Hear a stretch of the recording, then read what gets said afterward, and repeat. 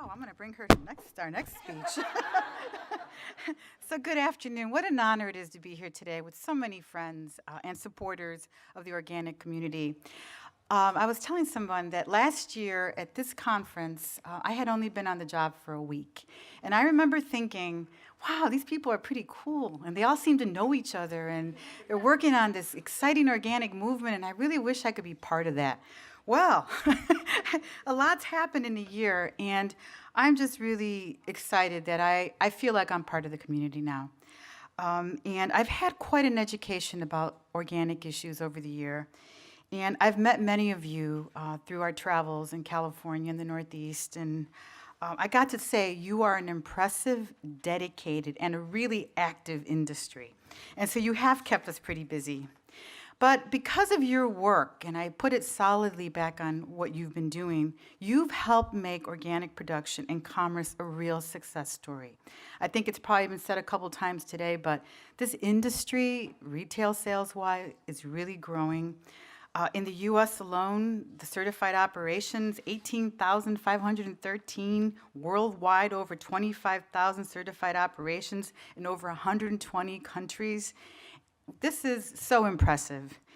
And so my kudos to you and to your work and your diligence in this regard. To my mind, today was a particularly special day. And I was here for a lot of the conference. And I was particularly proud of course, my boss, Secretary Vilsack, and his riveting presentation and his heartfelt presentation to the group, and also some of our administrators, and of course, Miles. And I hope this underscores to you what it underscores to me, that this sector is very important to the administration, it's very important to Secretary Vilsack, and it's very important to the USDA-wide. Somebody made a comment that we have like a legion of USDA people here, and that's because we're working on the organic sector across the department. And so, actually, what I'd like to do, and they're not going to like it, but can the USDA people kind of stand up? Please let us see you. Please stand up.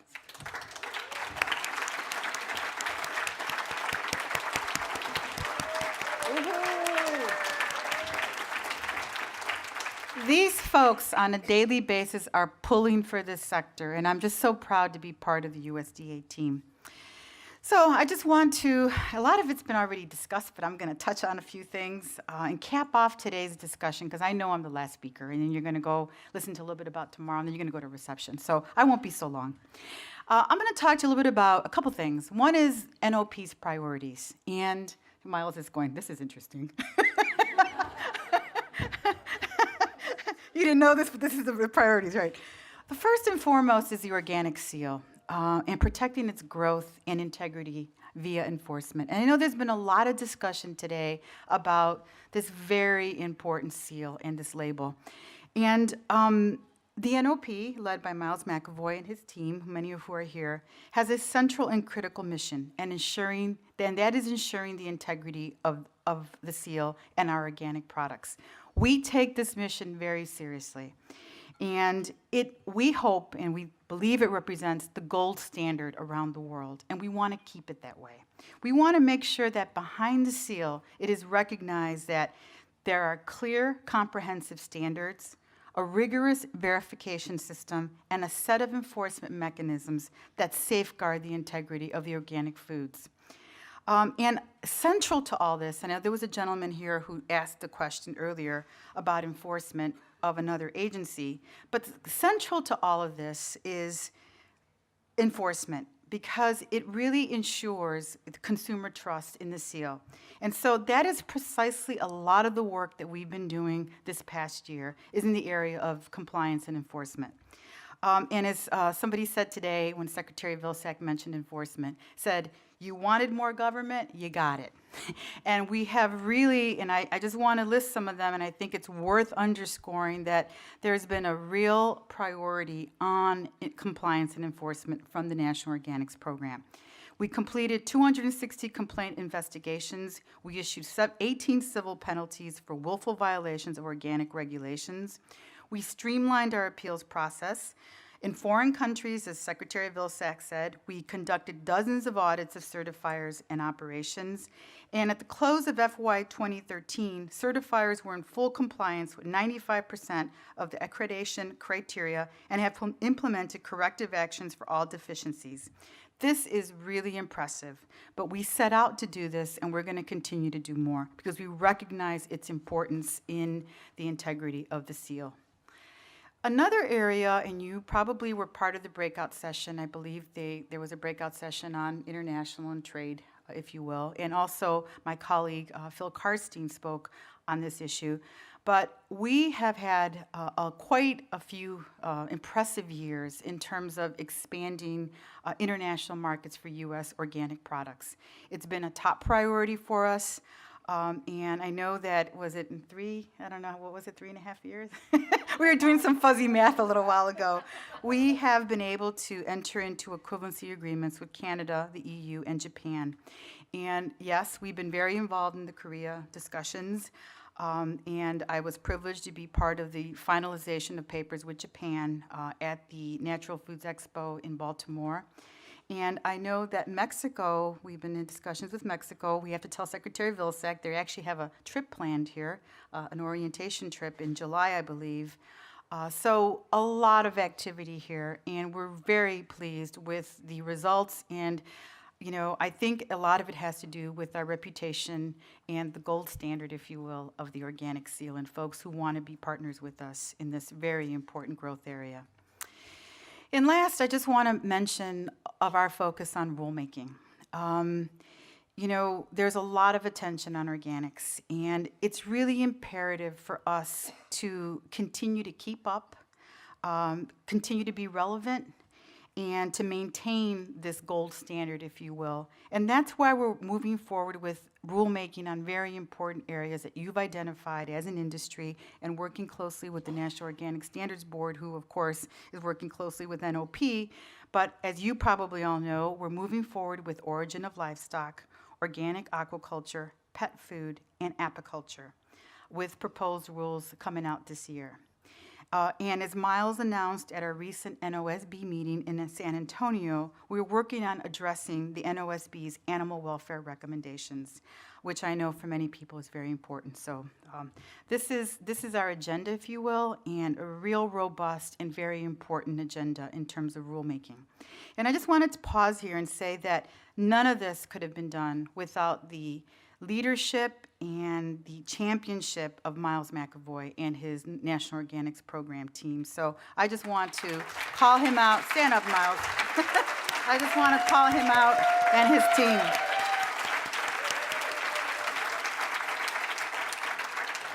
Miles is kind of like a rock star, which I'm really pleased about. Going forward, I think one of the areas that we really want to hone in on to be even more successful is improving our education and our communication in many respects, so that consumers have a better understanding of organic farming, so that the NOP standards are better known, and that the meaning of the seal, and that we adequately communicate many more of our successes. I know currently we have newsletters, and we even have a USDA homepage, which is new. But we can and we should do better in the area of education and communications. And I know at lunch today, we were able to sit down with our new NOSB chair, Jean Richardson, to discuss thoughts regarding communications and that focus. And so more on this later, and hopefully next year we'll be able to give you a better readout on what we're doing in this regard. Now I want to move to the Farm Bill implementation. And for many of us, boy, were we thrilled when the Farm Bill was complete. And we were especially thrilled with the added support in terms of organics. And all of this, of course, is going to be done in partnership with you in terms of the Farm Bill implementation provisions. And many of you have already been chatting with us and providing input. We've had 2 organic listening sessions as part of the Farm Bill. One of them was in California, and the other was recently in Washington, D.C. But we really do want your input as we proceed to implement these very important Farm Bill provisions. And Secretary Vilsack touched on some of this today, so I'm just going to breeze through it. But a very important provision deals with the $11.5 million each year for organic certification cost share assistance. And that's more than double the funding that was previously provided.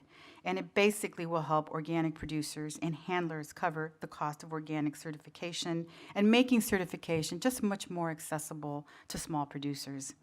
In terms of where we're at with this, we're almost ready to announce grant agreements with states so that farmers and businesses can get reimbursed this fiscal year. So please keep an eye out for funding announcements. It'll probably be in our organic newsletter and elsewhere. And please share this with folks in the community.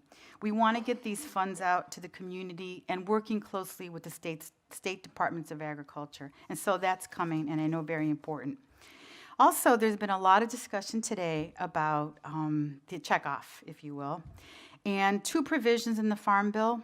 One, where we've expanded exemptions for organic producers who are paying into commodity checkoff programs for research and promotion. At AMS, we currently oversee 22 research and promotion programs, and so we're quite versed in these programs, and so we're pretty excited about these provisions and kind of where you're going to be in terms of, I guess the secretary was even more direct with you, but so we're currently drafting regulations for the organic exemption, and we expect to have a proposed rule out by the end of the year. The Farm Bill also authorized us to consider application for the organic sector to establish its own checkoff, and that's what you were talking about earlier today. And so insofar as this checkoff, we stand ready to serve the organic community with timely consideration if and when we receive an application. So I know we've had some discussions, and I know that we actually have a person on our team assigned to talk to the industry about the potential of this checkoff. And so we're ready and willing if and when we are approached with this application. The Farm Bill also provided the National Organics Program with improved enforcement authority. So we got even more teeth, if you will, including subpoena authority to conduct investigations, allowing us to investigate the accuracy of reported information and actions. And I got to tell you, as a lawyer, I kind of like these, these authorities, but we do have that in the Farm Bill, and it's very interesting to us. Another area, and Secretary Vilsack touched on it during his remarks, is the $5 million for organic market data reporting, which allows USDA, and specifically my agency, the Agricultural Marketing Service, to expand and improve upon market data. And so a lot of the other groups, and we see this over the years, they really rely on something called market news reports that we produce. We produce several 100,000 a year. On the organic side, we're currently covering over 250 organic items. And what's cool about these reports is that they're unbiased, they're real time, they're objective, and they're free. And so with this added monies, we're going to look to expand in terms of organic coverage, and I think that is very well, it should be very well received. And we're working and we're collaborating with other agencies of the Department of Agriculture, the National Agricultural Statistics Service and the Economic Research Service on this initiative. So this is not just coming from us. We're working collaboratively across the department. And this information is also critical because it provides the risk management agency with the information they need to offer organic price elections for all crops.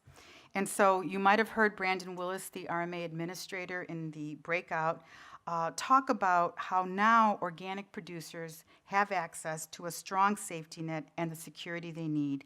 And this information is very critical to being able to be eligible. Just last week, or just this week actually, we also received the results of a survey sent to thousands of self-identified organic producers. Some of you may have received this survey. It actually came from me. And what we wanted to do was I think we had like 17,000 recipients of the survey. We wanted to learn more about organic marketing practices, how people use our services, and how we can better meet information needs. And what we heard is that we kind of have more work to do.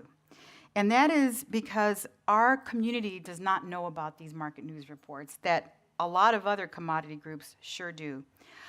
Only 30% of the respondents listed market news as a frequent source of price and market data. So because these market news reports are so important and because we're expanding, it's really incumbent upon us to get the word out and to educate and with producers and work closely with you. And so perhaps, Laura, we can work closely on making sure that the existence of market news and the availability and what you can expect to see is better communicated. I know Terry Long's out there smiling, who helps advance and oversee the program at the USDA. And if you have questions, I'm sure we will be around for a little while. Terry can speak to that. And finally, in the Farm Bill, we received a $5 million amount for a technology upgrade for a modernized organic operations database with hopefully faster and more updated information. And this is going to allow us the ability to, in real time, for stakeholders to have access to organic certificates around the clock. And it also improves NOP oversight of accredited certifiers. So as you can see, the Farm Bill has been very, very good to the organic community, and we're going to try our darndest, as Secretary Vilsack mentioned, to do as much as we can, as quickly as we can, in terms of implementation. So we are very thrilled, and I know many of you were very active in that debate and talking to elected officials on the Hill. So that's all I really wanted to talk to you about, but I also, before I close out, I want to thank a couple of people who have really been champions and so fundamental to the work that we do. And one of them, he's not here, and that is the outgoing National Organic Standard Board Chair, Mac Stone. If you see Mac, tell him that I shouted him out, and he's been a true friend to the organic community, and all of us at USDA really appreciated his expertise and his guidance and his commitment to us. And second, I want to publicly welcome and congratulate Dr. Jean Richardson as the new NOSB chair. And Jean, you're going to have to stand up. Jean has extensive state, national, international experience, and I know that we're going to be very well served by your leadership. She's already hit the ground running. I know we're already on conference calls with her. We had a lunch with her back there, and we really expect a lot of great things under her leadership. And last, I just want to give a big shout out and a thank you to another member of our team who has served as the department's organic advisor for several years, but his appointment is ending September 30th. And frankly, a lot of what you heard today from the Secretary about the Organic Literacy Initiative and all the collaboration we're doing across the department could not have happened without Mark Lipson's leadership and support. So,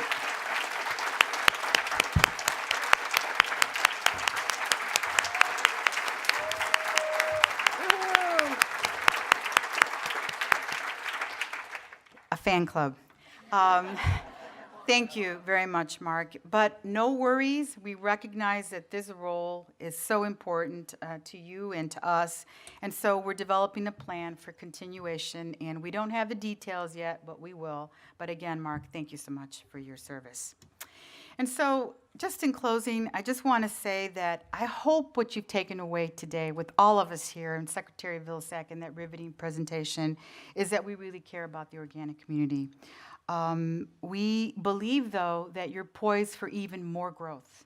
And there's an old saying that goes, what got you here won't necessarily get you there. And so just some closing thoughts in terms of going forward, what we hope to do with you and in partnership.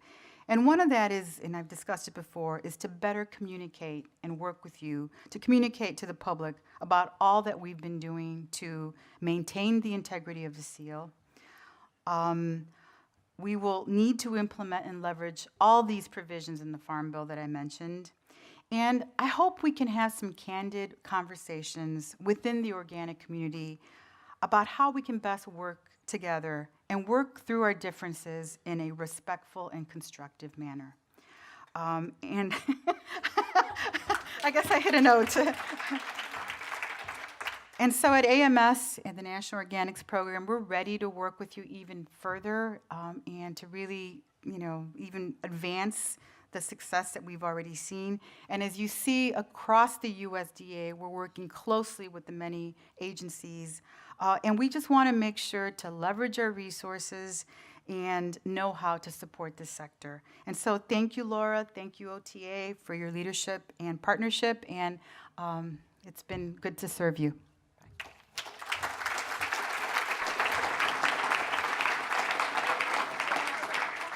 But I'm going to, of course, ask for other help with the questions and answers. Anybody? Marty? Actually, I have a follow-on question. Sure. And that follow-on question is following on from a meeting actually in Salinas, California, when she was at ALBA.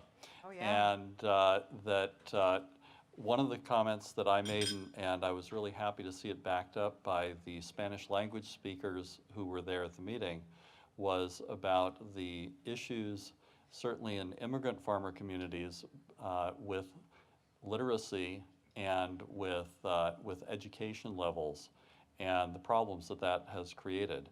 And I'm just wondering, has there been anything done in USDA to help pass that message and to really work cooperatively with other organizations within the federal government, try to help that out? I know we've been working on many outreach initiatives at the department. I'm not sure on the organic side if we've done quite that. Come on up. Plus, I speak Spanish, so.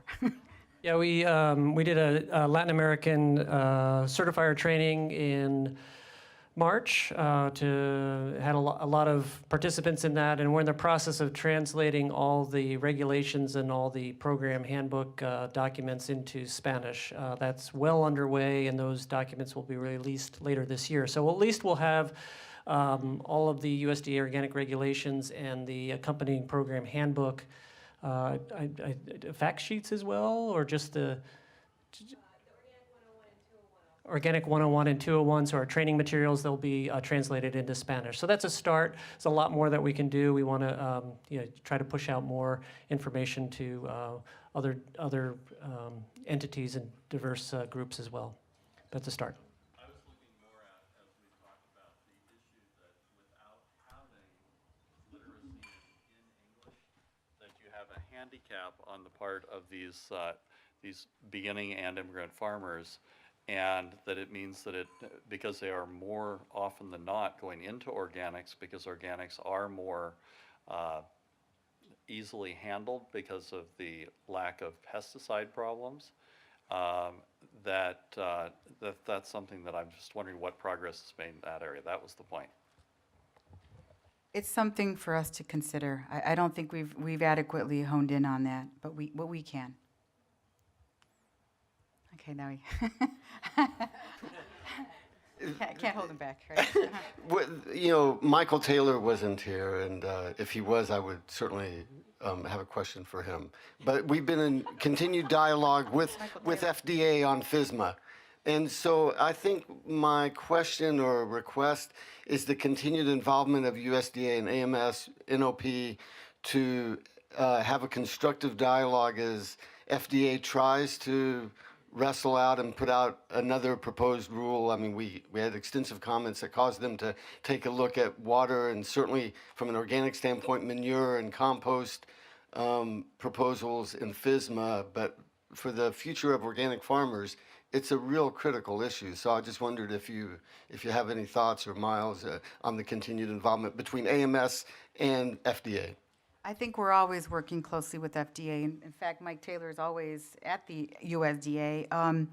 We're in constant communication. We actually have a person who we just signed an MOU to detail her to FDA, or at least work closely with FDA. I know we've done webinars with FDA. I think on a, I know you're doing a lot more, Marl, so I can't keep up with everything that NOP is working on a daily basis. And we comment on all the rules. We're on a task force. Yeah, right? there's a whole team at USDA that's working on the FSMA rollout with the produce rules. So there's Leanne Skelton at AMS, Mark Lipson's on that team, a couple of people from NOP are on that team. So yes, we're working very closely with them. Well, then thank you for fixing it. Thank you for your question. Hi, Kelly. Speaking of FDA, they have some draft guidance out on the labeling of bioengineered or genetically engineered products. And their draft guidance does intimate that organic, certified organic, is a valid claim for labeling a product non-GMO or not produced with bioengineering. And I'm wondering if FDA has been communicating with USDA as they get ready to issue their final guidance in this area. And I would like to thank the Organic Trade Association for the excellent comments they submitted to FDA on this issue. And maybe if USDA hasn't seen OTA's comments yet, they could be shared with you for your information. I think we have been working with them. We have seen them. And anything more, Miles? No. We work quite closely, and we read your newsletters, by the way.